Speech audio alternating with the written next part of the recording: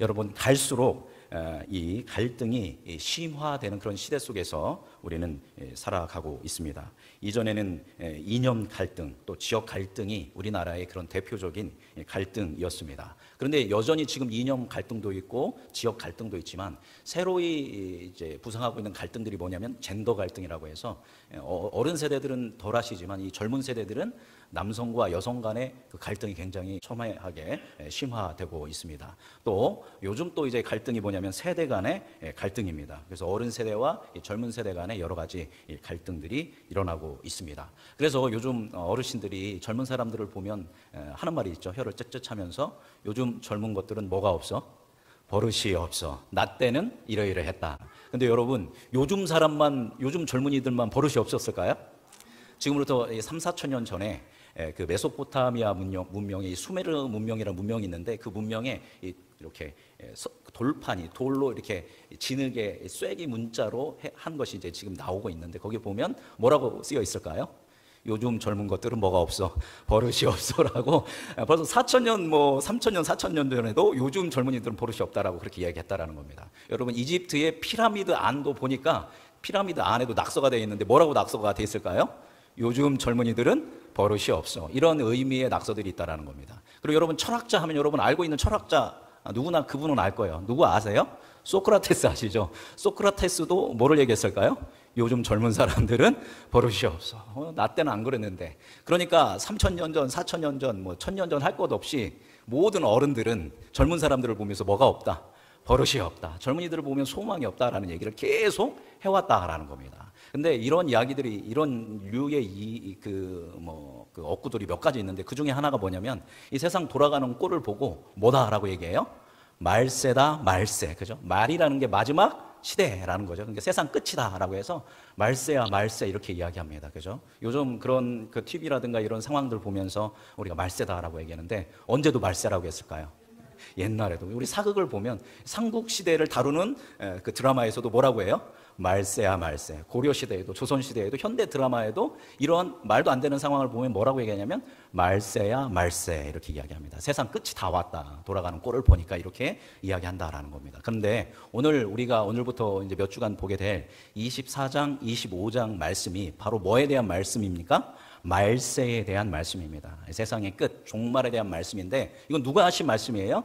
예수님이 직접적으로 마지막 때에 이런 일이 일어날 것이다 라고 말씀하고 계십니다. 그래서 우리 24장, 25장 말씀을 우리가 한 장 한 장 보면서 우리가 배우고 연구할 때 이 마지막 세대의 제자로서 우리가 그리스도인으로서 어떻게 살아가야 하는가에 대한 인사이트와 통찰을 여기서 많이 제공하고 있습니다. 그래서 여러분 귀를 활짝 열고 이 종말의 시대의 마지막 세대를 살아가고 있는 자로서 어떻게 바로 서서 하나님께 영광을 올려드리고 우리의 삶에 기쁨이 있고 주위 사람들에게 생명력을 끼치는 삶을 살 수 있는지 우리가 깨우치고 그렇게 살아가는 은혜가 여러분 안에 있기를 바랍니다. 왜 예수님께서 이 말세에 대한 이야기를 하셨는가? 7가지 화를 선언하고 예루살렘아 예루살렘아 애곡하신 다음에 왜 이와 같은 말씀을 하셨을까요? 먼저 1절 말씀을 같이 읽어보겠습니다. 읽어볼까요?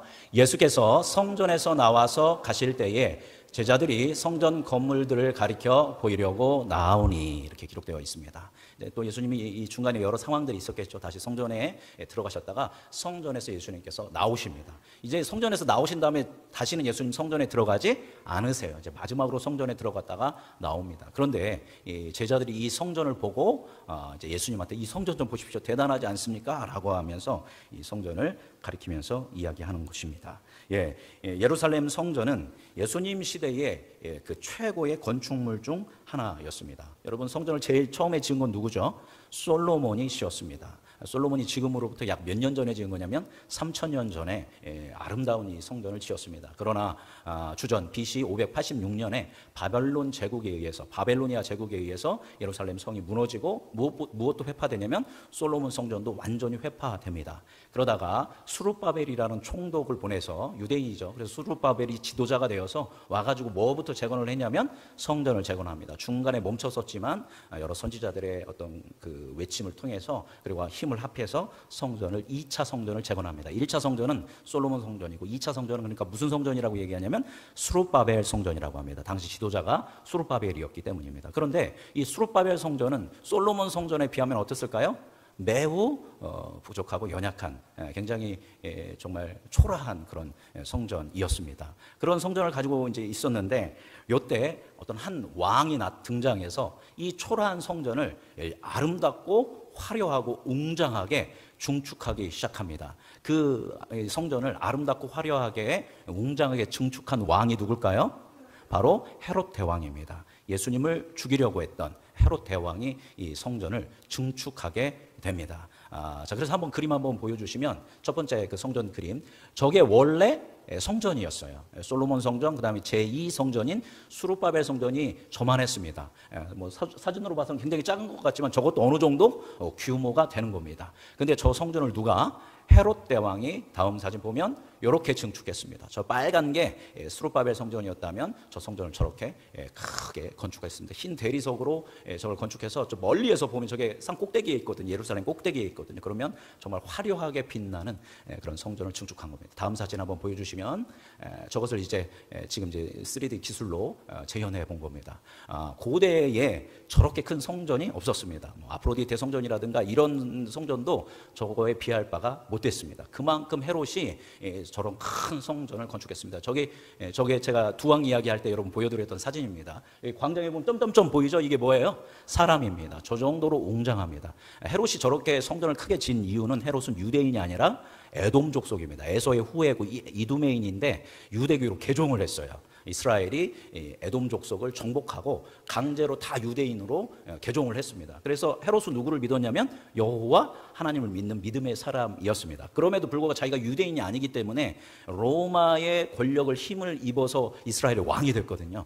그러다 보니까 정통성이 없으니까 이스라엘 백성들의 마음을 어떻게 하면 살 수 있을까? 좋은 방법은 뭐를 증축하는 거다? 저 성전을 화려하고 아름답고 웅장하게 증축하면 백성들이 나의 그 리더십을 권위를 왕으로서의 권위를 인정할 거다라고 해서 저렇게 크게 증축을 해 두었다라는 것입니다. 그러니까 이 예수님의 제자들은 갈릴리 촌 사람들 아닙니까? 촌에서 저런 건물을 어떻게 봐요? 근데 예루살렘에서 딱 왔는데 로마 제국에도 없을 저런 큰 웅장한 성전을 보면서 저기 들어가다 나오면서 제자들이 엄청 감동을 받은 겁니다. 그러면서 예수님한테 저 돌들 좀 보십시오. 돌 하나가 어마어마하게 크거든요.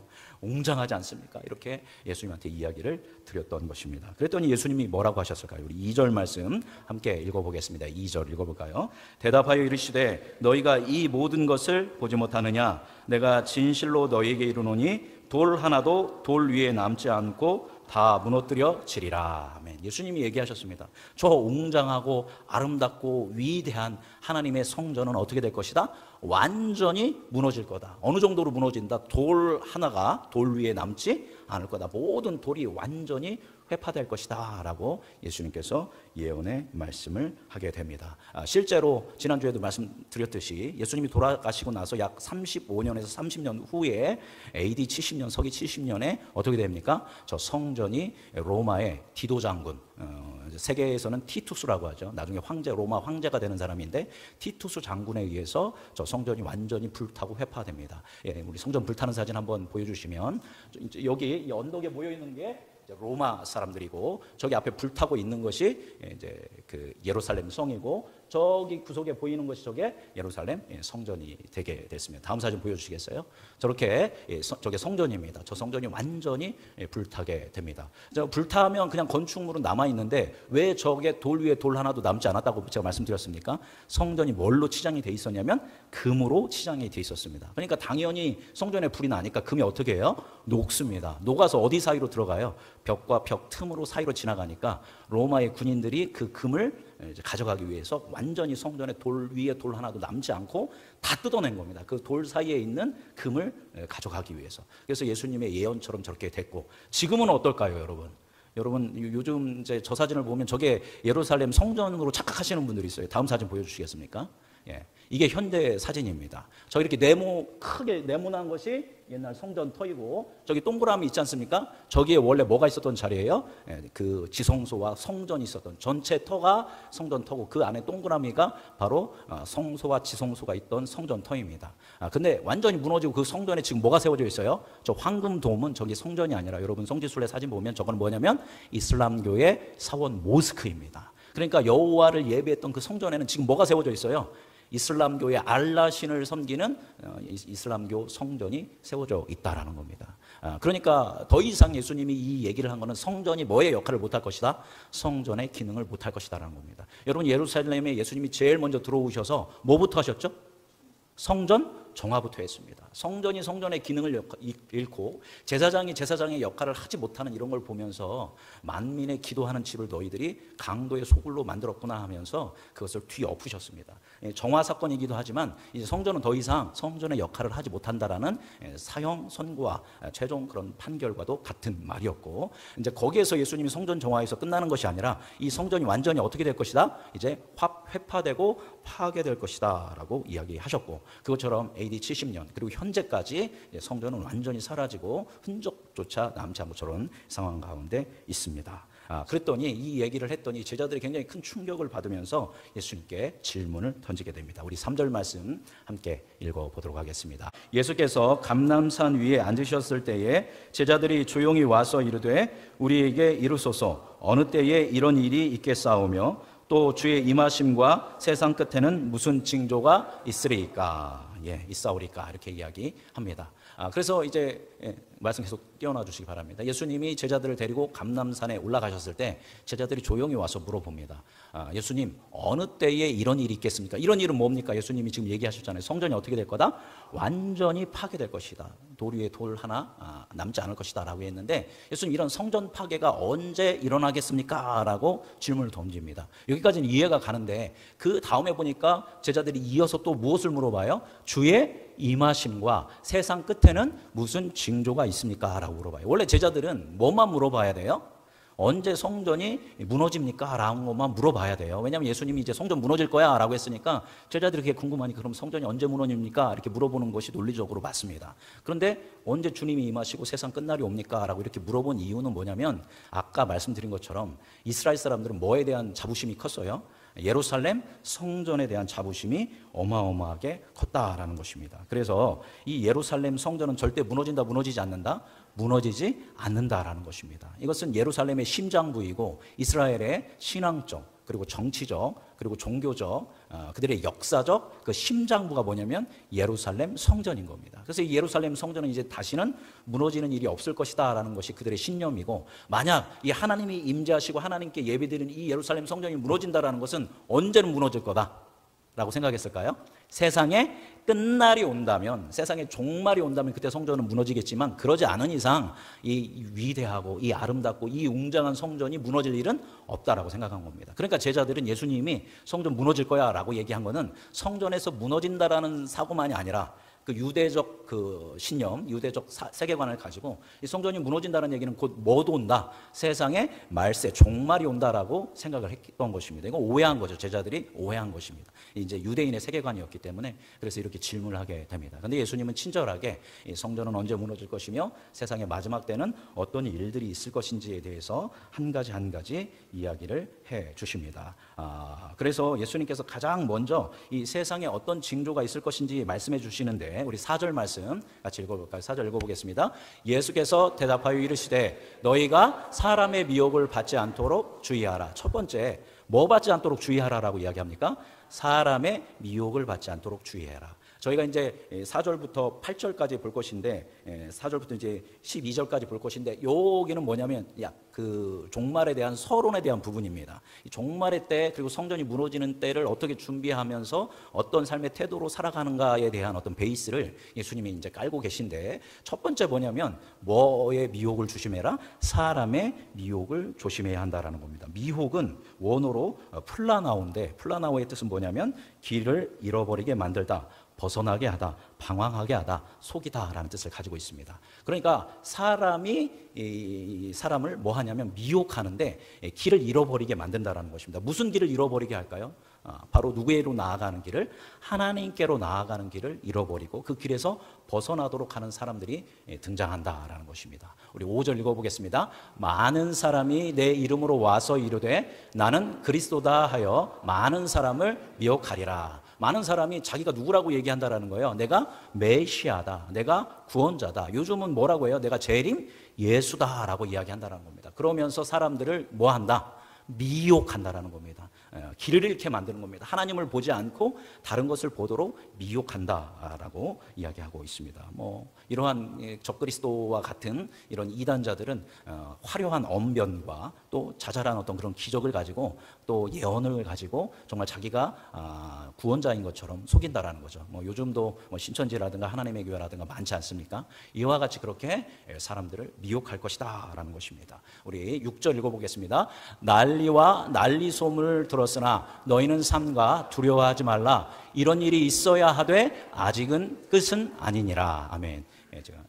난리와 난리 소문이 있을 거다라고 이야기합니다. 그러니까 뭔가 이 마지막 세대가 오면 우리가 기억해야 할 것이 계속 뭐 하는 사람들이 나온다? 미혹하는 사람들이 나온다. 자기가 그리스도라고 자칭하는 사람이 나오고 난리와 난리의 소문들이 들리게 될 거다라고 이야기합니다. 그런데 여기 보니까 너희는 뭐해라? 삼가 주의하라는 거죠. 뭐 하지 말아라? 두려워하지 말라. 자, 이런 일이부터 읽어보겠습니다. 시작. 이런 일이 있어야 하되 아직 뭐는 아닙니다. 끝은 아니니라 라고 이야기합니다. 이런 일들이 있다고 해서, 이런 미혹하는 일들이 있다고 해서 두려워하지 말아라. 그렇다고 해서 종말이다, 종말은 아니다. 종말은 아니다. 마지막은 아니다 라고 예수님께서 명확하게 이야기하십니다. 또 이어서 우리 7절과 8절 말씀 함께 보도록 하겠습니다. 7절 말씀 읽어볼까요? 민족이 민족을, 나라가 나라를 대적하여 일어나겠고 곳곳에 기근과 지진이 있으리니 모든 것은 재난의 시작이니라. 아멘. 또 뭐가 있대요? 민족과 민족이, 나라와 나라가 전쟁을 치르게 될 것이고 곳곳에 기근과 지진이 있을 것입니다. 그죠? 이것이 뭐의 징조라는 거예요? 마지막 세대의 말세의 징조라는 겁니다. 그런데 이렇다고 해서 종말은 아니다라는 거죠. 자, 8절 읽어보겠습니다. 모든 것은 뭐의 시작이다? 재난의 시작이니라 라고 이야기합니다. 여기서 재난은 원어로 오딘인데 저 재난은 산통을 이야기하는 겁니다. 여러분, 산통이 뭡니까? 산모가 애를 낳기 위해서 뭐 짧게는 뭐 한두 시간, 길게는 뭐 24시간 동안 진통을 겪는 것을 산통이라고 합니다. 그러한 재난이 시작된다라는 겁니다. 그러니까 주님이 종말하시기, 주님이 재림하시고 세상이 끝이 오기 전에는 뭐가 있다라는 거예요. 저러한 산통이, 그런 재난과 고난의 시간들이 계속적으로 일어난다라고 말씀하고 계십니다. 그래서 이제 정리하면 일반적으로 세상에 말세에는 어떤 일이 일어난다? 사람들을 미혹하는 사람들이 일어난다. 자기가 그리스도다라고 말하는 사람이 나올 것이고, 난리와 난리에 대한 소문들이 들리기 시작할 것이고, 민족과 민족, 나라와 나라가 전쟁을 치를 것이고, 이곳저곳에서 기근과 전쟁 그리고 지진이 있을 것인데, 이거는 뭐의 시작이다? 재난의 시작이다라고 이야기합니다. 이게 일반적으로 마지막 세대에 일어날 일들이라는 거예요. 이해하셨죠? 예, 자, 두 번째, 그런데 이 일반적인 세대 말고 믿음의 공동체, 제자, 그리스도인들에게 말세 또한 일어날 일들이 바로 8절, 9절부터 12절 말씀입니다. 우리 9절 읽어보도록 하겠습니다. 그때에 사람들이 너희를 환난에 넘겨주겠으며 너희를 죽이리니 너희가 내 이름 때문에 모든 민족에게 미움을 받으리라. 여기까지 보면 그때에, 이 마지막 때에 사람들이, 우리를 믿는 사람들을 어디에 넘겨준대요? 환난에 넘겨준다. 핍박하고 박해하고 조롱하고, 심지어 뭐 하는 사람까지 나온다? 순교하는 사람들까지 나오게 된다는 겁니다. 모든 세상 사람들에게 그리스도인들이, 교회가 미움을 받는 때가 온다라는 것이고, 10절 읽어보겠습니다. 그때에 많은 사람이 실족하게 되어 서로 잡아주고 서로 미워하게 했으며, 그때에 많은 사람, 여기서는 주로 그리스도인들을 얘기하는 것입니다. 그리스도 공동체 안에서 서로가 서로를 뭐 하게 만든다는 거예요? 실족하게 하고 잡혀가게 하고 또 서로 미워하는 일들이 공동체 내에 일어나게 된다는 것입니다. 우리 11절 말씀 읽어보겠습니다. 읽어볼까요? 시작. 예, 또 믿음의 공동체 가운데에서 누가 일어나요? 거짓 선지자, 잘못된 목회자, 진리를 왜곡하는 그런 목회자들이 많이 나타나서 사람들을 미혹한다라는 겁니다. 여러분, 미혹은 뭐라고 했죠? 하나님에게서 뭐 하게 하는 거? 벗어나게 하는 것. 하나님의 중심의 신앙에서 벗어나서 다른 것에 집중하도록 하는 것이 미혹하는 겁니다. 그런 목회자들이 있다라는 거예요. 사실 목회자나 목사님이나 말씀을 증언하는 사람은 성도로 하여금 누구에게 집중하게 해야 돼요? 오직 성부, 성자, 성령 삼위일체 하나님께만 집중하게 해야 돼요. 그런데 그 하나님이 아니라 다른 어떤 뭐 성경에 나오는 것이더라도 다른 교리에 집중하게 하는 것 역시 미혹하게 하는 것이다라는 것입니다. 우리 12절 말씀 읽어볼까요? 불법이 성함으로 많은 사람의 사랑이 식어지리라. 자, 교회 공동체 내에 또 뭐가 많아진대요? 불법이 많아진다는 거예요. 불법은, 교회 공동체에서 불법은 또 뭡니까? 하나님의 뜻에서 벗어나는 게 불법이겠죠. 그런 교회 공동체가, 교회가 하나님의 뜻대로 이끌어지고 하나님의 뜻대로 세워져야 하는데 세상의 법칙, 세상의 가치가 교회 속에 들어오는 것, 이런 것들이 불법이죠. 불법이 심해지니까 많은 그리스도인들이 서로 뭐 하게 된다는 거예요? 사랑하지 않고 식어지는 거예요. 그래서 뭐 장로님을 봐도, 권사님을 봐도, 집사님을 봐도, 목사님을 봐도 마음에 아무런 감동이 없어요. 그냥 잠잠하고 미워하지만 않으면 다행인 그런 시대가 된다라고 이야기하고 있습니다. 바로 이것이 9절에서 12절 교회 공동체에 있을 바로 이런 일들입니다. 자, 그래서 정리하면 이제 이런 것들을 이제 정리하면 어떤 것들이 됩니까? 우리 8가지 한번 띄워주시겠습니까? 자, 첫 번째, 마지막 때의 징조, 그리고 미혹은 뭡니까? 첫 번째, 누가 나타난다? 가짜 그리스도가 나타난다. 두 번째, 뭐가 들린다? 난리와 난리 소문이 들린다. 또 민족 간, 국가 간 전쟁이 일어난다. 네 번째로, 곳곳에 기근과 지진이 일어난다. 이건 전 세계적으로 일반적으로 전 세계 전역에 일어나는 일들이고, 밑에 거는, 밑에 4가지는 교회 공동체, 믿음의 공동체에 일어나는 겁니다. 환난과 핍박, 순교의 일까지 일어나고, 실족과 분열, 또 거짓 선지자의 미혹, 또 불법, 또 사랑이 식어지는 일들이 또 교회 공동체에 일어납니다. 이런 일들이 일어나면 지금이 어떤 시대이구나? 마지막 시대이구나, 말세이구나, 누가 오실 때가 됐구나, 주님이 오실 때가 됐구나 라고 해서 깨어 준비해야 하는 것이 다라는 겁니다. 저것이 이런 부분인데, 근데 중요한 것은 우리가 저기에서 기억해야 할 것이 4절, 6절, 8절 말씀입니다. 우리 4절, 6절, 8절 모아놓은 말씀이 있습니다. 먼저 4절 읽어볼까요? 읽어보겠습니다. 시작. 예수께서 대답하여 이르시되 너희가 사람의 미혹을 받지 않도록 주의하라. 예수님께서 마지막 때 말세 주님이 오실 즈음에 대해서 설명하시면서 첫 번째는 뭐냐면 뭐를 조심해라? 사람의 미혹을 받지 않도록 조심하라는 겁니다. 그래서 오늘 말씀의 중심은 뭐 받지 않도록 조심해야 한다? 미혹을 받지 않도록 조심해야 한다는 겁니다. 왜냐하면 6절 읽어보겠습니다. 6절 하반절 읽어볼까요? 시작. 이런 일이 있어야 하되 아직 끝은 아니니라. 아까 8가지 얘기했죠. 이런 일이 있긴 있어야 하지만 그런 일이 있다고 해서 끝이다, 끝은 아니다. 끝은 아직 아니다라는 겁니다. 그럼 이런 8가지 일들은 뭐라는 거예요? 8절 읽어보겠습니다. 모든 것은 재난의 시작이니라. 자, 뭐의 시작? 재난. 근데 저 재난이 원어로 오딘이라고 했고, 원어로 우리말로 이걸 직독으로 이제 직해해서 번역을 하면 이게 뭐가 되냐면 산통이라는 겁니다. 그죠? 그냥 재난이 아니라 산모가 아기를 낳기 위해서 시작된 그런 산통이다라는 겁니다. 그러니까 아직 아기를 낳은 거예요? 안 낳은 거예요?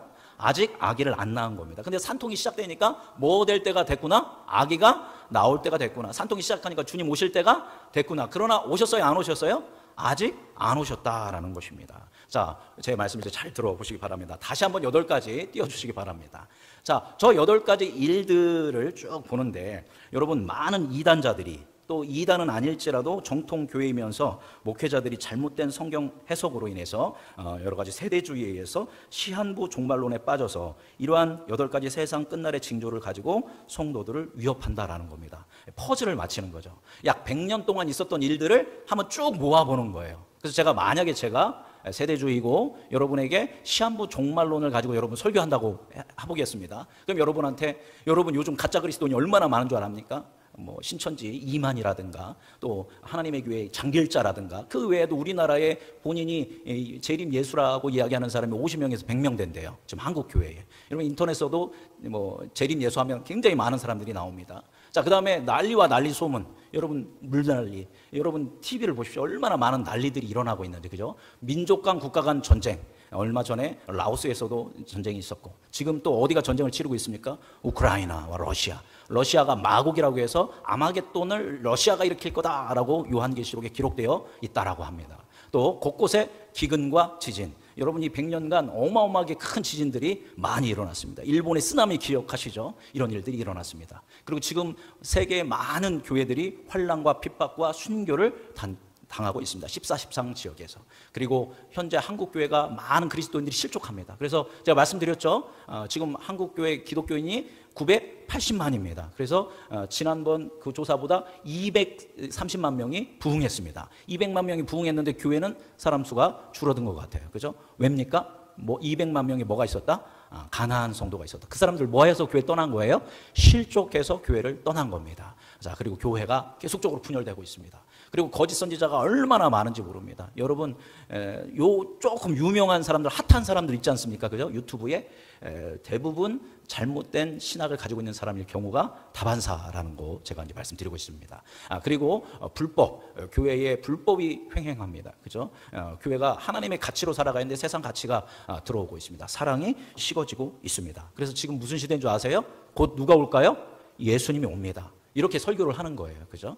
그래서 지금이 말세다. 이제 곧 있으면 예수님이 온다라고 이야기하면서 성도들에게 설교를 하는데 저는 굉장히 젠틀하잖아요. 막 저는 위협하고 막 여러분 혼내고 그러지 않지 않습니까? 근데 이 카리스마를 가지고 있는 사람들은 요거를 아름답고 무섭게 이야기를 하는 거예요. 협박하는 겁니다. 위협하는 겁니다.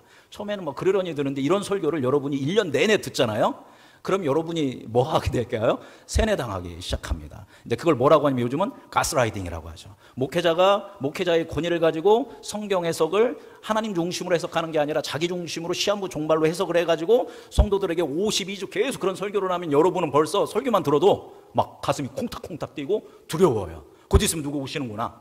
예수님 오시는구나. TV 봐. 저 징조를 봐. 이제 끝날이야 라고 하면서 그렇게 가스라이팅을 당하게 된다는 겁니다. 그래서 이런 것들을 이 8가지를 다 100년 동안의 퍼즐 조각을 다 맞추는 거예요. 다 맞춰서 이제 몇 년 후면 예수님 오신다라고 이제 계속 이야기를 하는 겁니다. 그러다 보면 여러분이 그런 메시지에 젖어들게 되면 쥐도새도 모르게 그러한 설교의 가르침에 빠지면 여러분 뭐에 빠지게 되는 거예요? 오늘 예수님이 말씀하신 것처럼 미혹에 빠지게 된다라는 것입니다. 뭐 중심의 신앙을 가져야 돼요? 하나님 중심, 성경 중심의 신앙을 가져야 하는데 시한부 종말론적 세계관에 빠지는 겁니다. 그러다 보니까 지금 나의 실제 삶이 중요해요? 중요하지 않아요? 중요하지 않아요. 곧 있으면 누구 오시니까? 예수님 오시니까. 뭐만 열심히 해요? 교회 일만 열심히 하고 막 세상에선 대충 살고 뭐 이제 끝올 건데 이렇게 하면서 세상은 그냥 무의미하게 살고 막 교회에서만 막 죽어라 충성하게 만들어 버리는 것입니다. 실제적 삶을 잃어버리거나 무시하게 되는 겁니다. 그리고 하나님보다 누구를 더 믿게 될까요? 목사를 더 믿게 되고 하나님보다 뭐에 더 관심이 맞을까요? 징조와 현상에 관심이 많습니다. 그래서 그런 목사님들 많습니다. 어디에서 지진이 일어났고 어디에서 뭐가 있고 뭐 무슨 일이 있었고 어떤 전쟁이 있고 그러니까 마지막 때다. 그런 분들은 뭐만 찾을까요? 그런 징조와 현상만을 찾습니다. 그런 분들에게 성경을 배운 사람은 그런 뉴스만 들어도 아이고 마지막 때야 말세야 이런 거에 집중합니다. 누구에게 집중해야 하는데?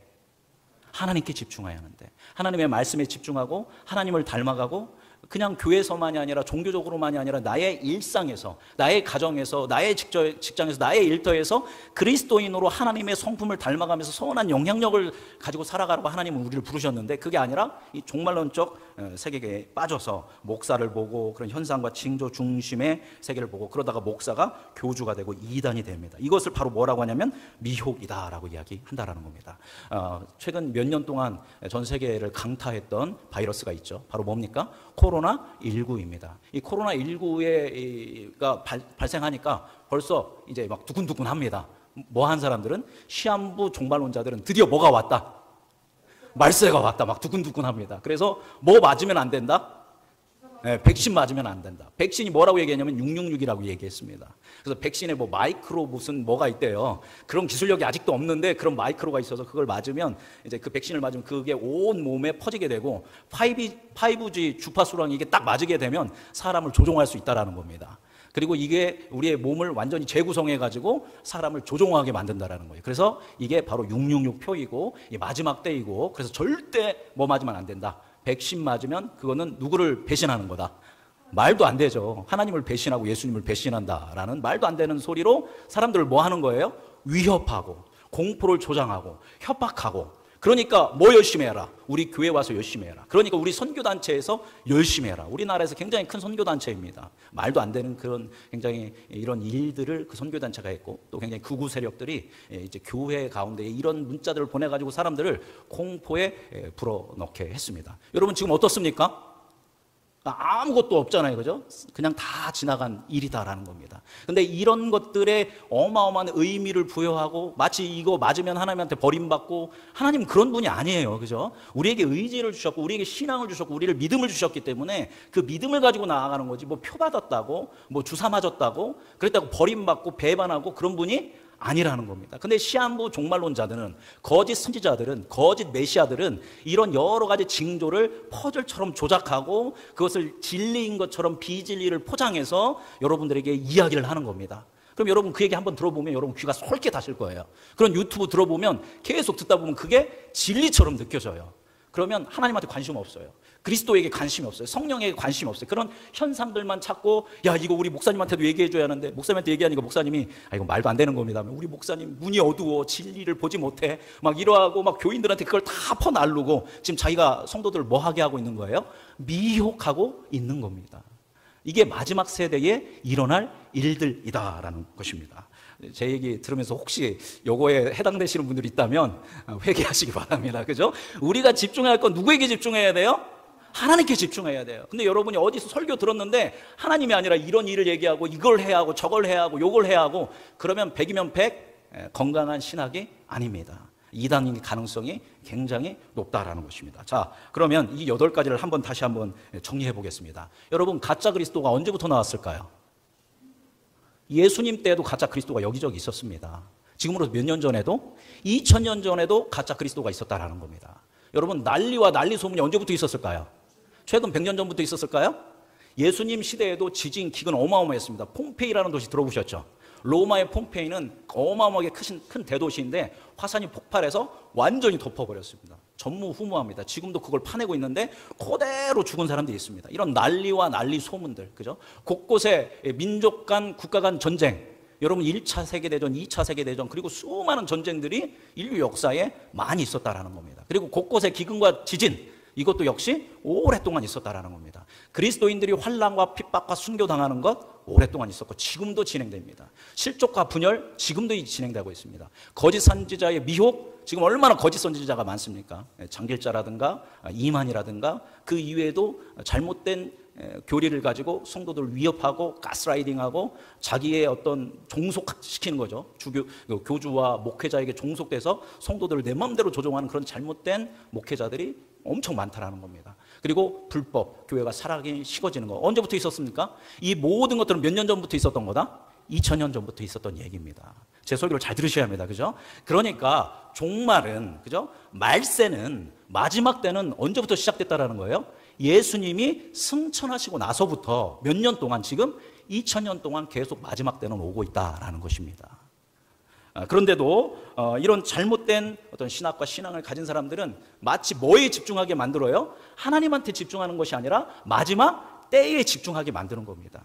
그런데 그렇게 하기 위해서 앞서 말씀드린 것처럼 위협하고 협박하고 가스라이딩하고 이렇게 만드는 것이 바로 오늘 본문 말씀에서 이야기하는 미혹에 대한 말씀입니다. 세상의 끝, 종말의 징조는 예수님이 승천하신 이후부터 예수님께서 말씀하신 그 징조들은 2000년 동안 계속되어 왔다라는 것입니다. 그러니까 지금 여러분은 지금 뭐의 때를 살고 있어요? 종말의 때를 살고 있습니다. 우리는 마지막 때를 살고 있습니다. 그래서 왜냐하면 우리는 지금 저 마지막 때의 징조가 지금 일어나고 있으니까요. 그런데 저 마지막 때는 몇 년 전에도 살았다? 2000년 전에도 살았습니다. 여러분, 12사도와 초대교회 성도들이 왜 그렇게 열정과 힘과 정성을 다해서 그렇게 선교를 하고 하나님의 나라를 확장했을까요? 예수님의 명령이기도 했지만 뭐가 다시 오실 것이니까, 주님이 다시 오실 거니까 그것을 기다리면서 그렇게 열정적으로 했던 겁니다. 그리고 교회는 그걸 몇 년 동안? 2000년 동안 밀어붙이면서 하나님의 때를 기다리며 나라가 임하시오며 주기도문을 기도하면서 이 마지막 때를 우리는 살아가고 있다라는 것입니다. 이제 말씀 마무리하도록 하겠습니다. 자, 그렇다면 이 마지막 때에 우리는 어떻게 살아야 한다? 오늘 중요한 말씀 나눠왔죠? 뭐에 빠지지 않도록 주의해야 한다? 미혹에 빠지지 않도록 주의해야 한다라는 겁니다. 사랑하는 우리 음성중앙교회 성도 여러분, 여러분의 신앙이 오직 누구 중심의 신앙이 되어야 한다? 하나님 중심의 신앙이 되어야 합니다.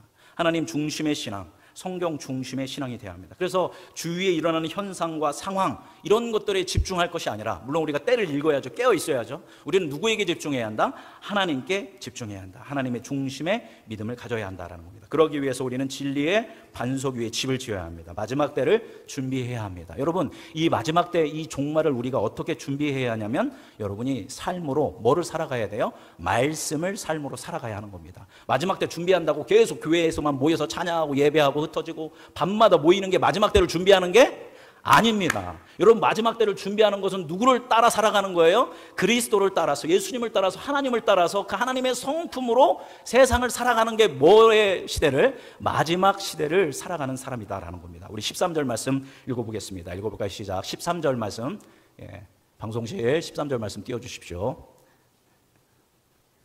네, 13절. 같이 읽어보겠습니다. 시작. 그러나 끝까지 견디는 자는 구원을 얻으리라. 주님, 그래서 우리가 하나님 중심, 믿음의 중심, 성경 중심의 신앙을 가지고 상황과 환경과 징조와 사람에 의해서 좌지우지되는 것이 아니라 오직 하나님 중심으로 하나님을 신뢰하고 하나님께 소망을 두고 어떻게 해야 한다? 인내하며 우리의 믿음을 지켜나가야 한다라는 것입니다. 마지막으로 14절 같이 읽어볼까요? 시작. 이 천국 복음이 모든 민족에게 증언되기 위하여 온 세상에 전파되리니 그제야 끝이 오리라. 아멘. 그래서 이 하나님의 복음이 온 세상에 전파될 때 끝이 온다라는 것입니다.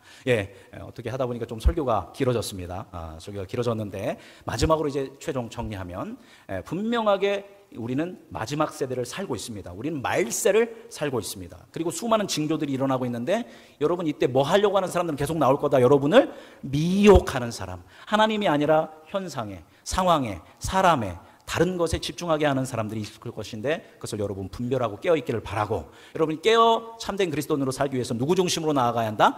하나님 중심으로 나아가야 한다. 여러분, 성경이면 만족하셔야 합니다. 그죠? 우리의 교회 공동체에서 기도하는 것, 이 안에서 충분한 은혜가 있다라는 겁니다. 여러분, 기도하는 것으로 충분하다라는 겁니다. 근데 영적인 갈급함이 있다라면, 성경을 더 알고 싶고 더 깊이 있는 영적 세계에 도달하고 싶다라면 뭐 하면 됩니까?